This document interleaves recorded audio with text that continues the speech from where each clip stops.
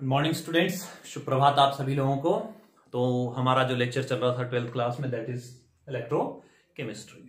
ठीक है, पिछले कुछ लेक्चर्स हमारे हो चुके हैं। वो चीजें अगर किसी को समझ नहीं आई हैं तो लिंक डिस्क्रिप्शन में आप लोगों को मिल जाएंगे। प्लस अगर आप लोगों को कोई भी दिक्कत होती है किसी टॉपिक में तो आप लोग कमेंट्स कर सकते हैं। ठीक है, तो बात कर रहे थे हम लोग किस चीज की। नॉन इक्वेशन हम पढ़ चुके थे, इलेक्ट्रोकेमिकल सेल हम लोग पढ़ चुके थे, equilibrium constant from non equation पढ़ चुके थे, ओवर वोल्टेज वगैरह जो भी है छोटी मोटी चीजें हम लोग पढ़ चुके थे। ओवर वोल्टेज का रोल अभी आप लोगों को आगे थोड़ा बहुत देखने को मिलेगा। तो आज हम एक छोटा सा टॉपिक डिस्कस करते हैं, दैट इज कॉन्सेंट्रेशन सेल। तो होता क्या है जनरली कॉन्सेंट्रेशन सेल? जो कॉन्सेंट्रेशन सेल होता है that is same electrochemical cell. ठीक है ना, थोड़ा सा अंतर देखो, ध्यान रखना है। ये देखो, इलेक्ट्रोकेमिकल सेल की तरह होता है, दो कंटेनर होंगे अलग अलग सेपरेट। ध्यान रखना, इलेक्ट्रोकेमिकल सेल में कितने कंटेनर होते हैं? दो कंटेनर।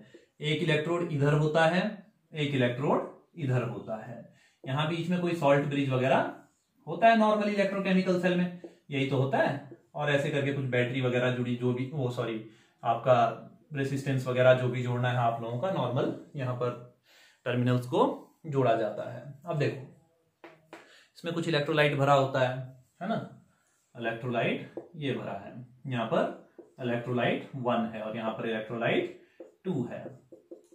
ये है आपका इलेक्ट्रोड और ये भी है आपका इलेक्ट्रोड थोड़ी देर के लिए। ठीक है, तो कॉन्सेंट्रेशन सेल में क्या होता है, ये दोनों इलेक्ट्रोड एक ही चीज के होते हैं। क्या होते हैं? दोनों ही इलेक्ट्रोड एक ही चीज के होते हैं। लेकिन जो ये इलेक्ट्रोलाइट है इनकी कॉन्सेंट्रेशन क्या होती है? अलग अलग होती है। सीधी सी एक छोटी सी बात है, दोनों इलेक्ट्रोलाइट सेम, ये इलेक्ट्रोड सेम चीज के होते हैं, इलेक्ट्रोड सेम मटेरियल के होते हैं। कॉपर के हैं तो कॉपर के होंगे, हाइड्रोजन के तो हाइड्रोजन के होंगे, आपके जिंक के हैं तो जिंक के होंगे, दोनों के दोनों। लेकिन जो ये इलेक्ट्रोलाइट्स हैं इनकी कॉन्सेंट्रेशन क्या रहेगी? डिफरेंट। अब डिफरेंट रहेगी तो इसका मतलब एक की कॉन्सेंट्रेशन कम होगी और एक की क्या होगी? ज्यादा होगी। ऐसा ही कुछ तो होगा, डिफरेंट में यही होता है ना। तो जो ज्यादा वाला है, जब ये सेल काम करना शुरू करेगा, ज्यादा कॉन्सेंट्रेशन क्या होगी? कम होने लगेगी, और जो कम है वो ज्यादा होने लगेगी। अब एक कंडीशन आएगी, दोनों कहां पहुंच जाएंगे? बराबर में। तो ये वाला केस होता है आपका इक्विलिब्रियम का।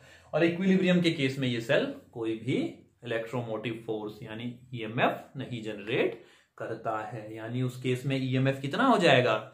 0 हो जाएगा। कोई दिक्कत? चलिए, लेकिन अब देखो, हमने नॉर्मल इलेक्ट्रोकेमिकल सेल में क्या पढ़ी थी? नॉर्मल नॉन इक्वेशन पढ़ी थी। यहां पर जो होता है क्या होता है?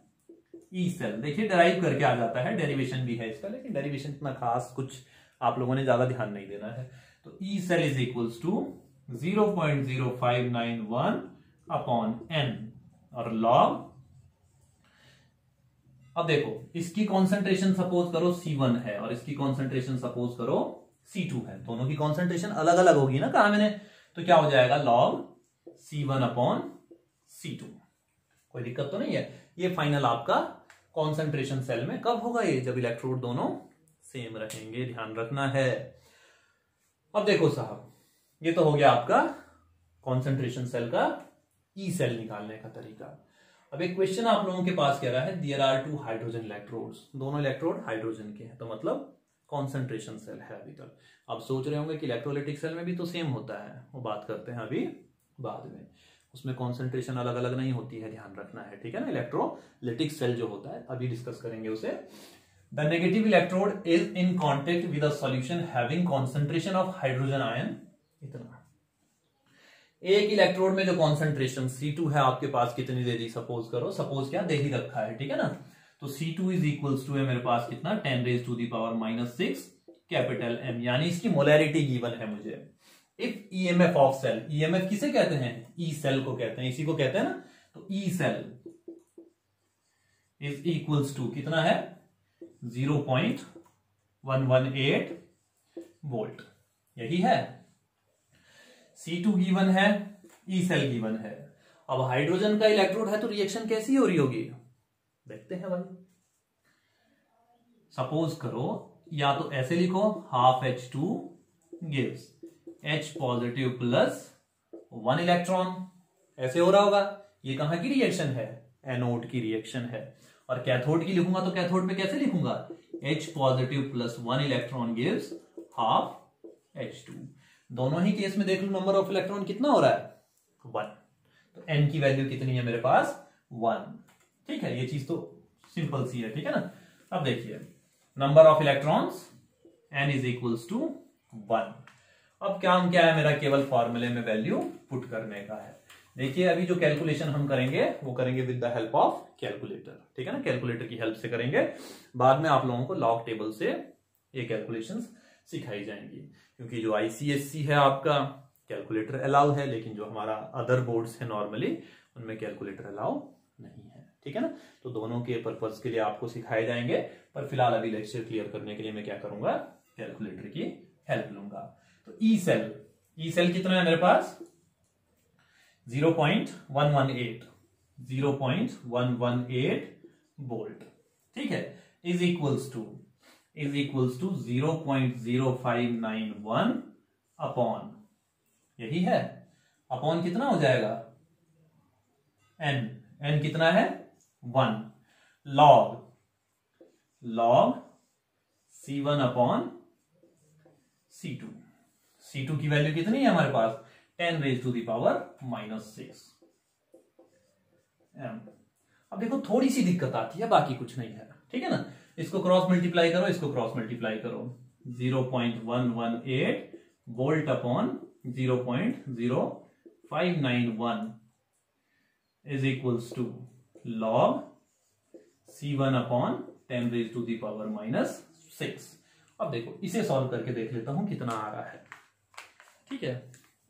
यह है आपका 0.118 divided by 0.0591, 0.118 divided by 0.0591 is equals to 1.9966 आ रहा है। तो 1.9966 को मैं 2 लिख देता हूं यार, ठीक है ना। 1.996 आ रहा है, इसको डिवाइड करके तो 2 तो लिख सकता हूं ना। तो 2 is equals to log C1 upon 10 raised to the power -6। log इधर ले आओ, अब log दूसरी तरफ जाता है तो एंटी log, यही तो होता है। तो anti log 2 is equals to C1 upon 10 raised to the power -6। Anti log 2 कितना होता है, चलिए log एंटी log तो बताऊंगा, लेकिन एंटी log 2 क्या होता है, ये क्या है, मैंटीसा आपका जो है पावर में चला जाएगा, ठीक है ना। तो जो भी है आपके पास क्या हो गया 10 raised to the power 2 हो जाएगा। तो इसकी वैल्यू हो गई 10 raised to the power 2। अब ये कितना हो जाएगा 10 raised to the power 2 is equals to C1 upon 10 raised to the power -6। Cross multiply करूं तो this implies that 10 raised to the power, अब बेस सेम है, पावर क्या हो जाएंगी, ऐड हो जाएंगी, तो कितना हो जाएगा 10 raised to the power -4 capital M is equals to C1। यानी जो पॉजिटिव इलेक्ट्रोड है वो किसके कांटेक्ट में है, उस सॉल्यूशन के कांटेक्ट में है जिसका कॉन्सेंट्रेशन कितना है 10 raised to the power -4 capital M। कोई दिक्कत, ऐसे करके इस क्वेश्चन को सॉल्व किया जाता है, ठीक है। चलिए बात करते हैं नेक्स्ट क्वेश्चन की। नेक्स्ट टॉपिक जो हमारे पास है that is electrochemical cell and Gibbs energy, ठीक है ना। गिब्स एनर्जी और इलेक्ट्रोकेमिकल सेल क्या चीजें हैं, ठीक है ना। सिंपल सी चीजें हैं, कोई खास इतना है नहीं इनमें, ठीक है ना, दिक्कतें। चलिए ये मेरे हिसाब से क्लियर होगा, देख लीजिए, ठीक है ना।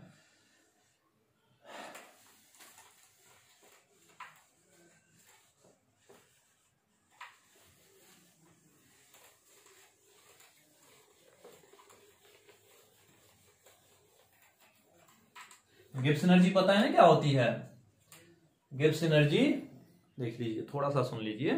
गिब्स एनर्जी क्या है, ये गिब्स फ्री एनर्जी जो होती है इट इज द एनर्जी, ठीक है ना, which tells us about the feasibility of reaction. मतलब कोई भी रिएक्शन कब पॉसिबल है कब नहीं है, कौन सी रिएक्शन स्पॉन्टेनियस है कौन सी नॉन स्पॉन्टेनियस है। स्पॉन्टेनियस समझते हैं ना, स्वैच्छिक यानी अपनी इच्छा से जो हो जाए, ठीक है। और नॉन स्पॉन्टेनियस क्या होता है, स्पॉन्टेनियस क्या बोलते हैं, एनी इरिवर्सिबल प्रोसेस, कोई भी रिवर्सिबल प्रोसेस जो होगी हमारे पास which can not be bring back without help of any external agency, ठीक है ना।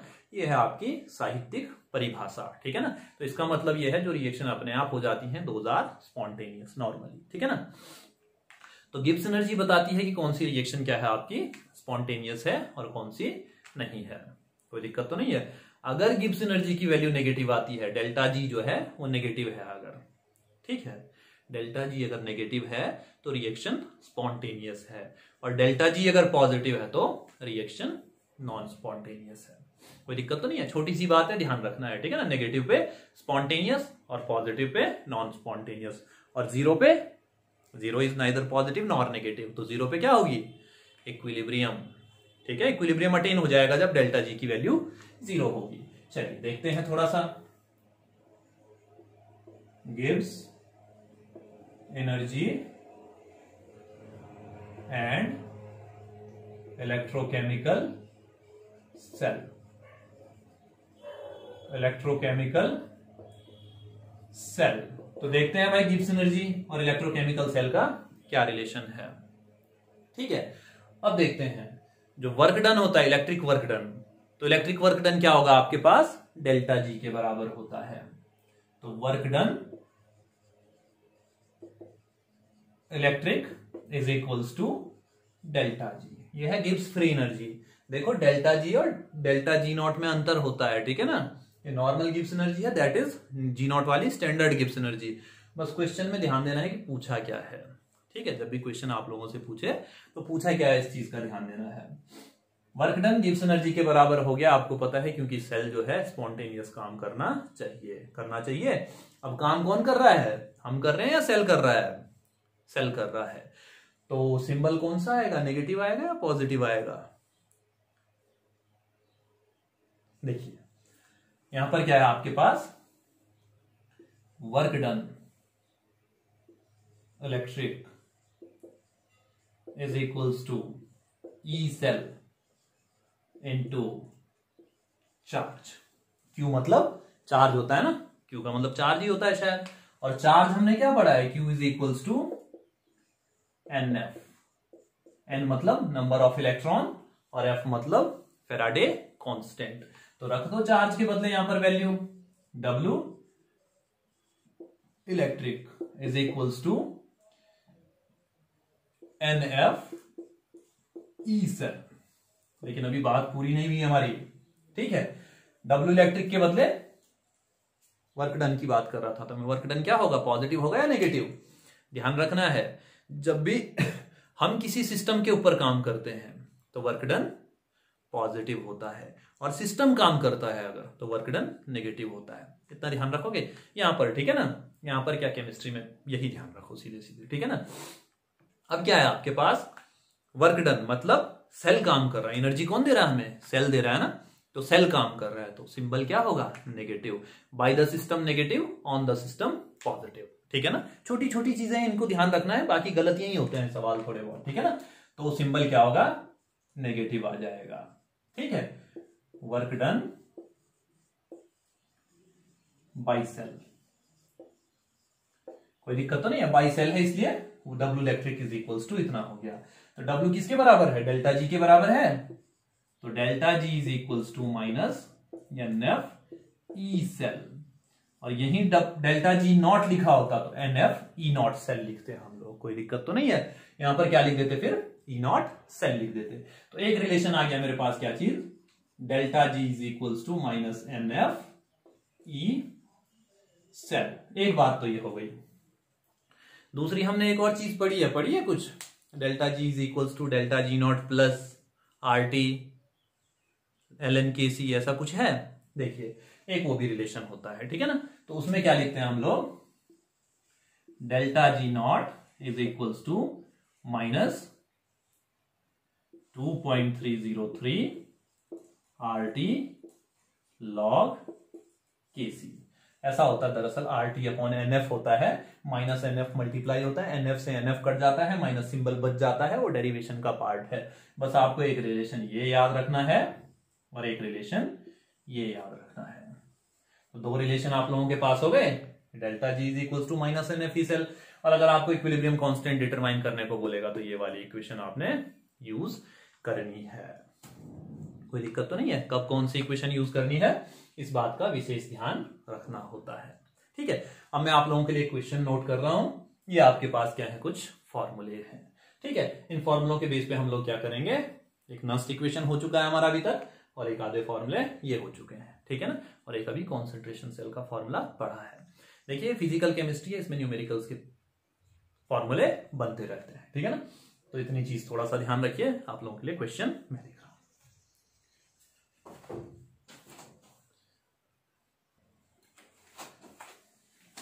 अब देखिए क्वेश्चन लिखा है आप लोगों के लिए, इसमें क्या लिखा है, find EMF and delta G for the cell at 298 kelvin. एक तो ईएमएफ पता करना है, ईएमएफ किससे पता करेंगे, नस्ट इक्वेशन, ठीक है ना, एक इक्वेशन है नस्ट इक्वेशन, तो ईएमएफ पता करना है, और डेल्टा जी नॉट नहीं कह रहा है, ध्यान रखना है, डेल्टा जी पता करना है, इसलिए ईएमएफ निकालना पहले पड़ेगा, ठीक है।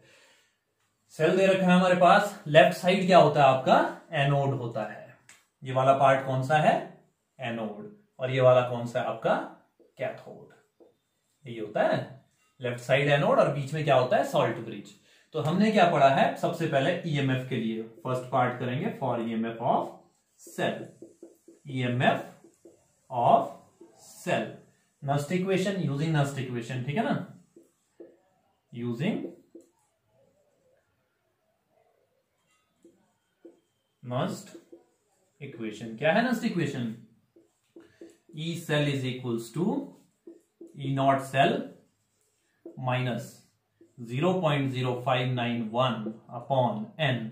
एन क्या है, नंबर ऑफ इलेक्ट्रॉन। देखो जब भी चार्ज सेम दिख रहे हो, ठीक है ना, एक चीज ध्यान रखिए, वैसे तो रिएक्शन से कैलकुलेट होता है, जो रिएक्शन आप लोगों को बताई है, रिएक्शन बनाते हैं इनकी कि ये प्लस ये गिव्स ये प्लस ये, ठीक है ना, ऐसे करके लिखते हैं। अब देखते हैं उसमें कि नंबर ऑफ इलेक्ट्रॉन्स को बैलेंस करना होता है, लेकिन जब भी चार्ज सेम दिखें तो समझ जाना कि number of electron already balanced है, ठीक है ना। तो N log concentration of anode, anode 2 positive, anode के बदले क्या है मेरा, लेफ्ट साइड एनोड, यही तो होता है, तो Zn 2 पॉजिटिव अपॉन में क्या है ये, CD 2 पॉजिटिव। अब देखो मेरे को चाहिए E not cell, E not cell कैसे निकालते हैं, E nought cathode minus E nought anode, यानी E nought right minus E nought left, तो E not cell is equals to E nought cathode minus E nought anode, यही काम करते हैं। E nought cathode, cathode कौन सा वाला है मेरा, ये वाला है, कितना है, माइनस 0.403, और माइनस माइनस माइनस का फिर से एक और माइनस आएगा, तो माइनस माइनस का सीधे प्लस लिख रहा हूं मैं, प्लस एनोड कितना हो जाएगा 0.763, यही होगा। अब 763 में से 403 घटाना है, तो कितना होगा 360, यानी प्लस का 0.36 वोल्ट, यही तो बचेगा मेरे हिसाब से, ठीक है। देख लीजिएगा, 3 में से 3 गया 0, 6 में से 0 गया 6, और 7 में से 4 गया 3, तो इतना वोल्ट आ गया मेरा ई नॉट सेल। अब ई नॉट सेल की वैल्यू यहां पुट करनी है, ठीक है, यहां से क्या है मेरा, E not cell is equals to 0.36 volt, यही तो आया। चलो देखते हैं आगे, ई नॉट सेल का काम हो चुका है, अब निकालना है ई सेल मैंने, तो ई सेल निकालने के लिए क्या करूंगा, सबसे पहले E cell is equals to E not cell 0.36 volt minus 0.0591 upon 2, यही होगा लॉग एनोड की कॉन्सेंट्रेशन, कितनी है एनोड की कॉन्सेंट्रेशन, ये दे रखी है, एनोड की कॉन्सेंट्रेशन दी है ना साथ में, तो 0.0004 अपॉन 0.2, यही है। इस 2 से अब देखो यहां अगर डेसिमल हटाता हूं, 10 से दोनों तरफ मल्टीप्लाई करता हूं, और कितना आ जाएगा मेरे पास, अगर मैं सिंपल सा इससे इसे डिवाइड करता हूं तो कितना लिख सकता हूं, 0.0002 लिख सकता हूं, उसे लिख सकता हूं। तो क्या करूंगा, मेरे पास E cell is equals to 0.36 volt minus कितना होगा 0.591 डिवाइडेड बाई 2, 0.2955 log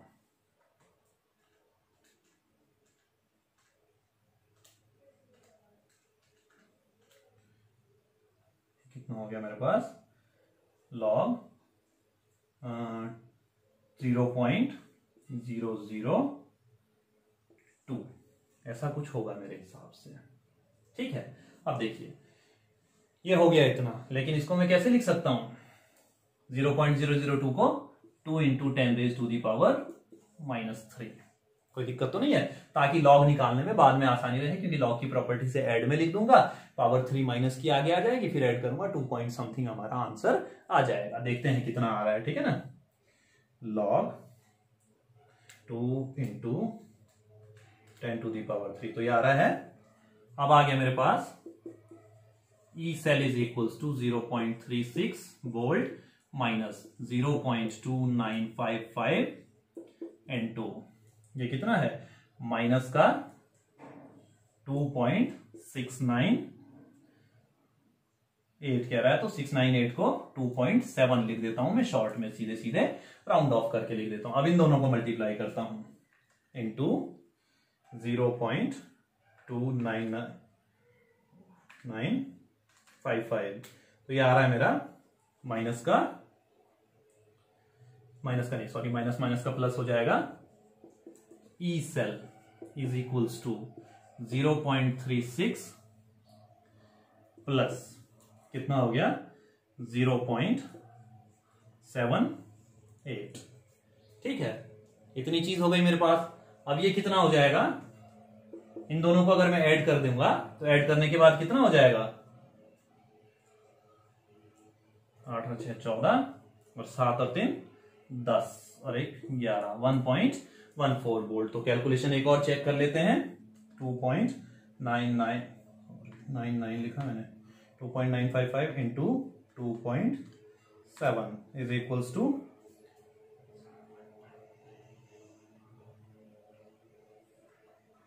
0.79। ठीक है, तो ये हमारे पास क्या आ गया, ई सेल की वैल्यू आ गई। ई सेल आ गया। अब निकालना था हमने दूसरा, डेल्टा जी निकालना है, ठीक है ना। तो कैलकुलेशन आप लोग थोड़ी बहुत चेक कीजिएगा, कोई दिक्कत होती है तो ये मेन आपके पास क्या है, ऐसे है। अब आपने क्या निकालना था अगला, डेल्टा जी। तो डेल्टा जी ये आपका क्या आ गया, ई सेल ये रहा, ठीक है ना, ई सेल ये रहा। तो delta G is equals to minus N F E cell. N आपके पास 2 है, एफ आपको गिवन है और ई सेल आपको गिवन है, सीधे सीधे कैलकुलेट कर सकते हैं, कोई दिक्कत तो नहीं है। मल्टीप्लाई करना है, नॉर्मल मल्टीप्लिकेशन हो सकता है। ठीक, चलिए नेक्स्ट जो टॉपिक आएगा हमारे पास, that will be electrolytic cell. हमने आज जो पढ़ना है मेनली इलेक्ट्रोलिटिक सेल क्या होता है और फैक्टर्स कौन कौन से हैं जो इलेक्ट्रोलिसिस को अफेक्ट करते हैं, प्रोडक्ट ऑफ इलेक्ट्रोलिसिस को अफेक्ट करते हैं। नेक्स्ट लेक्चर होगा, उसमें पढ़ेंगे हम लोग प्रोडक्ट ऑफ इलेक्ट्रोलिसिस क्या क्या होते हैं और फैराडेज लॉ ऑफ इलेक्ट्रोलिसिस क्या क्या है, मेन है, ठीक है ना, ध्यान रखिएगा। फैराडेज लॉ काफी इंपॉर्टेंट है आपके पास। तो अब जो आया हमारे पास topic, that is electrolytic cell.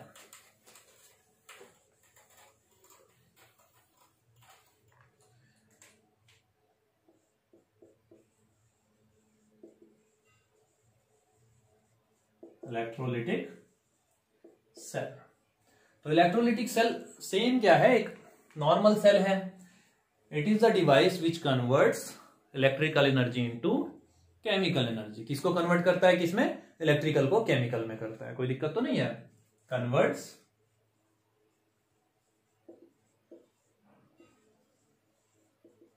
Electrical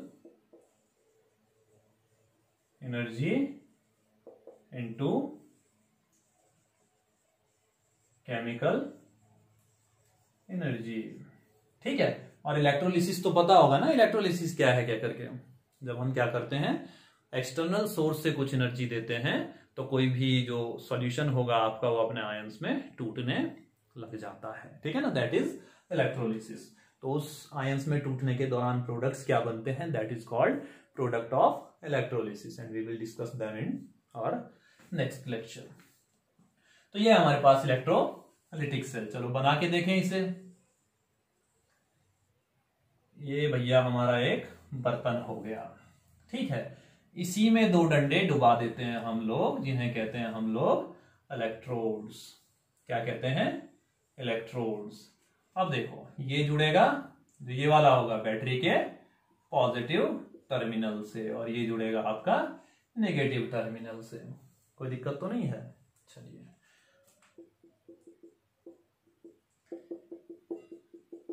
ये है इलेक्ट्रोलाइट। अब देखो इलेक्ट्रोलिटिक सेल का एक चीज ध्यान रखना है, हम यूज कहां पर कर रहे हैं। ठीक है, दो जगह यूज होता है, एक तो इलेक्ट्रोप्लेटिंग में यूज होता है और एक कहां यूज होता है आपका refining of low reactive metals और एक extraction of high reactive metals. अंतर देखना मैं क्या बोल रहा हूं, extraction of high reactive metals, refining of low reactive metals, और क्या कह रहा हूं, इलेक्ट्रोप्लेटिंग। एक मेटल के ऊपर दूसरे के लेयर चढ़ाते हैं, उसमें भी इसका यूज करते हैं। चलिए, लेफ्ट साइड फिर से हमेशा क्या रहेगा, एनोड रहेगा। राइट साइड क्या रहेगा, कैथोड रहेगा। चलिए, इसके साथ ही साथ एक टॉपिक और क्लियर हो जाएगा आपका, रिफाइनिंग ऑफ मेटल्स वाला। ठीक है ना, साथ ही साथ कर लेते हैं। एनोड यहां पर होता है आपका पॉजिटिव।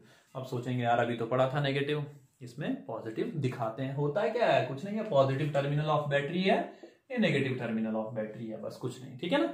अब जो ये कैथोड है हमारा, वो क्या होगा, नेगेटिव। अब सपोज करो ये है मेरे पास कॉपर का, तो ये भी किस चीज का होगा, कॉपर का ही होगा। दोनों ही किस चीज के होंगे, सेम के। अब देखो अभी कॉन्सेंट्रेशन सेल पड़ा था, उसमें दोनों सेम थे इलेक्ट्रोड, यहां पर भी दोनों सेम हो गए। तो अंतर क्या है दोनों में, एक ही इलेक्ट्रोलाइट है। वहां पर दो इलेक्ट्रोलाइट थे, मतलब थे तो एक ही, मतलब लेकिन अलग अलग कॉन्सेंट्रेशन के थे। यहां पर क्या है, एक ही कॉन्सेंट्रेशन का कोई एक इलेक्ट्रोलाइट है। तो जो ये इलेक्ट्रोलाइट होगा ये क्या होगा, सपोज करो CuSO4, कॉपर का कोई एक सॉल्ट हो गया।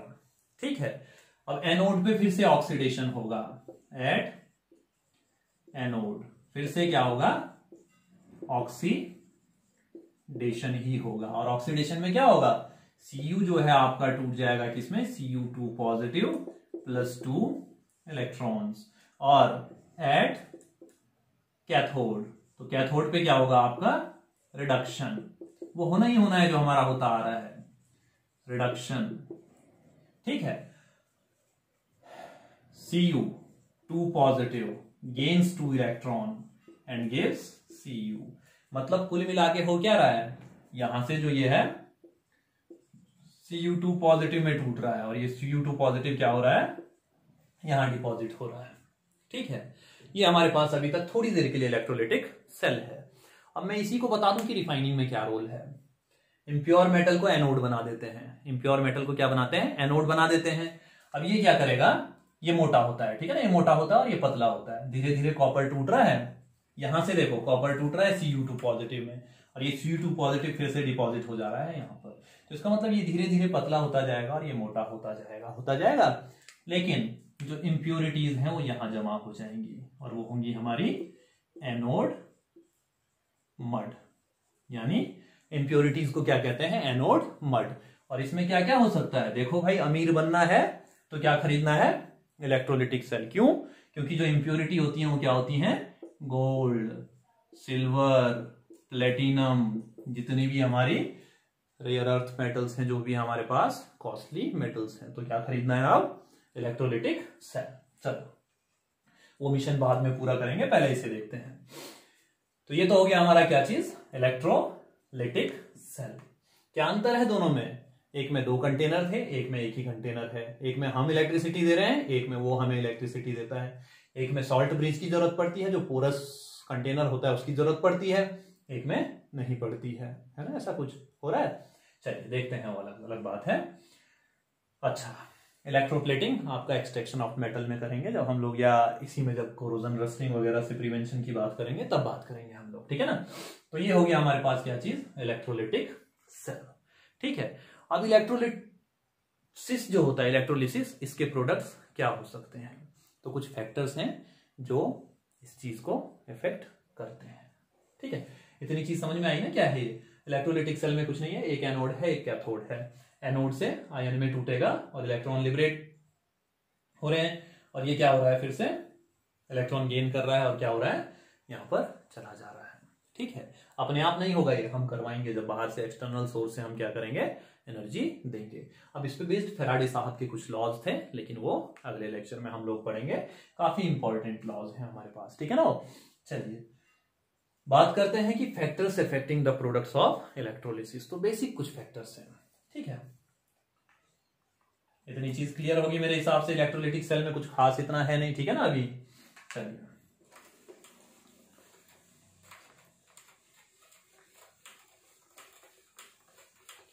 तो एक लास्ट टॉपिक आप लोग देख, लास्ट नहीं सेकंड लास्ट कहूंगा इसे, फैक्टर्स अफेक्टिंग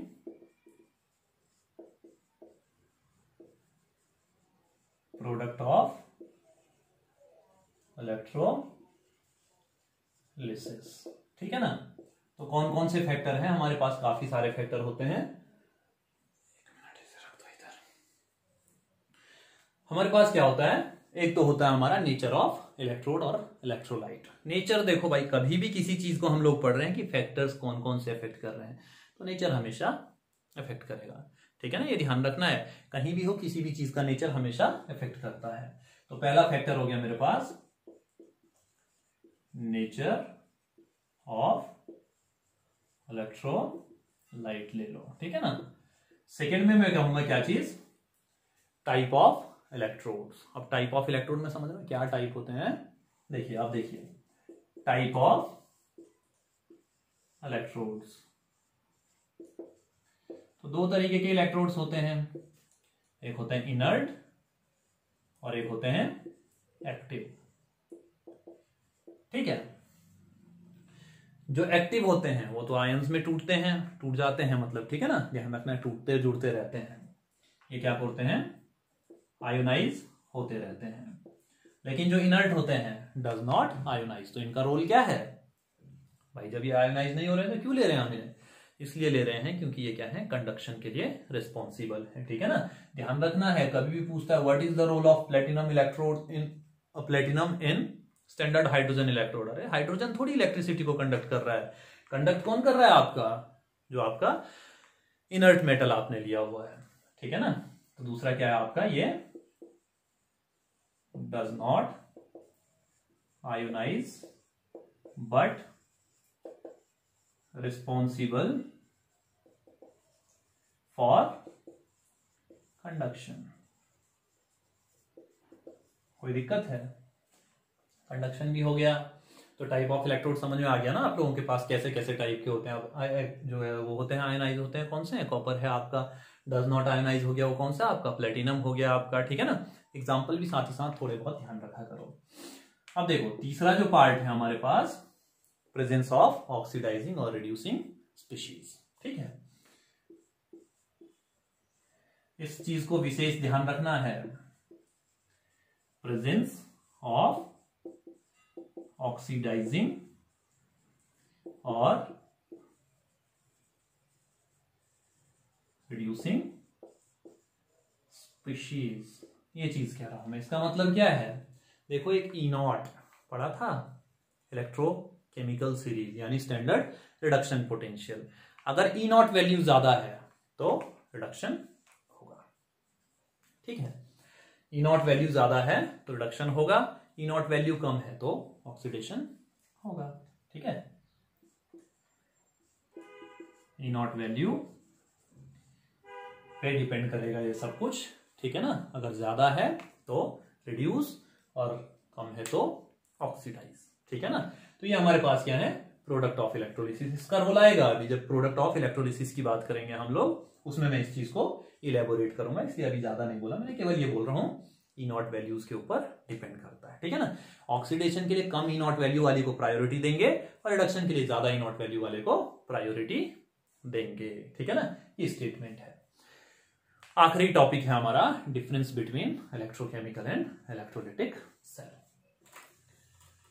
ये चीज ठीक है, फैक्टर्स अफेक्टिंग जो भी हैं हो चुके हैं। अब क्या है मेरे पास?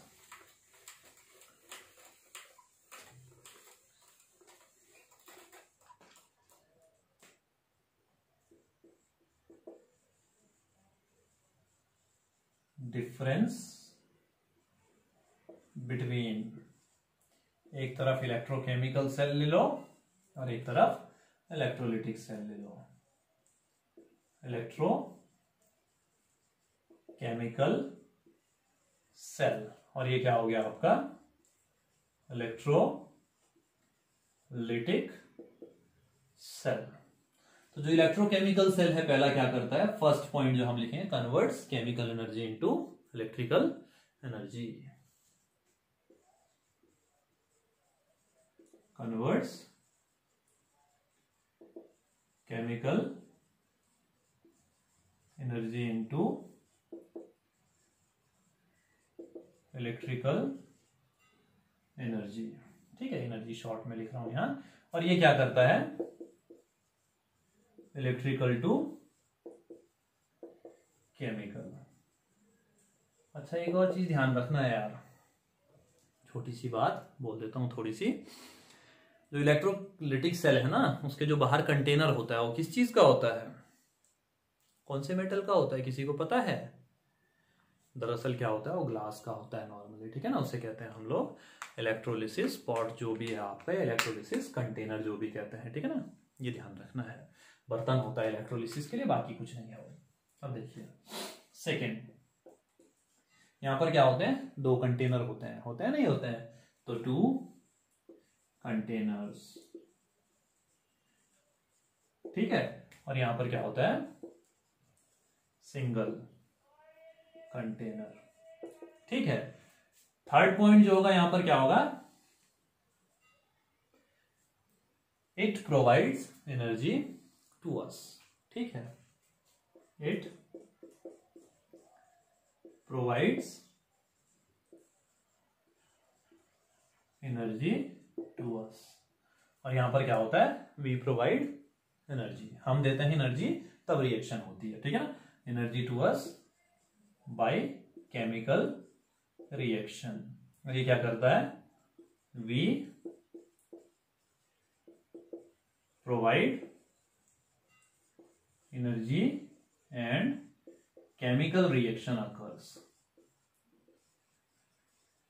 कोई दिक्कत तो नहीं है। नेक्स्ट जो पॉइंट होगा यहां पर क्या होगा, रिएक्शन स्पॉन्टेनियस है, अपने आप हो रही है, ध्यान रखना, हम नहीं करवा रहे हैं, रिएक्शन खुद कर रहा है और एनर्जी हमें दे रहा है। ठीक है ना, ये ध्यान रखना है। तो रिएक्शन स्पॉन्टेनियस। ठीक है, और यहां पर क्या होगी, नॉन स्पॉन्टेनियस, क्योंकि हम एनर्जी दे रहे हैं तब जाके ये रिएक्शन कर रहा है। स्पॉन्टेनियस, कोई दिक्कत तो नहीं है। और आखिरी लिखिए, है और भी होते हैं डिफरेंस। ठीक है ना इनमें। अब आखिरी क्या होगा हमारे पास, सॉल्ट ब्रिज या पोरस पॉट इज रिक्वायर्ड। ठीक है, सॉल्ट ब्रिज इज रिक्वायर्ड। और यहां पर क्या होगा, डज नॉट रिक्वायर्ड। ठीक है, तो ये आज के कुछ ज्ञान ध्यान की बातें हैं, थोड़ी सी आप लोगों ने ध्यान रखनी है इन चीजों को। ठीक है ना, इलेक्ट्रोकेमिस्ट्री में ऐसे ही हम लोग क्या करेंगे, धीरे धीरे टॉपिक्स को सारे विद न्यूमेरिकल साथ ही साथ सॉल्व करते जाएंगे। ठीक है ना, और प्लस लास्ट लेक्चर जो आपका बाद में एक अपलोड होगा, that will B for the important questions. वैसे हर एक चीज इंपॉर्टेंट होती है, लेकिन फिर भी जो ज्यादा फोकस्ड क्वेश्चन होते हैं उनके ऊपर थोड़ा सा देखना है हमने। ठीक है ना, तो नेक्स्ट लेक्चर आपका जो होगा that will be about products of electrolysis, Faraday's law. ठीक है ना, फैराडे लॉज जो है, ये हमारे पास दो लॉज हैं फैराडे के। ठीक है ना, तो करंट से रिलेटेड और एक मास डिपॉजिट से रिलेटेड है। ठीक है ना, तो बात करेंगे इनकी नेक्स्ट लेक्चर में। तब तक के लिए जय हिंद, थैंक यू।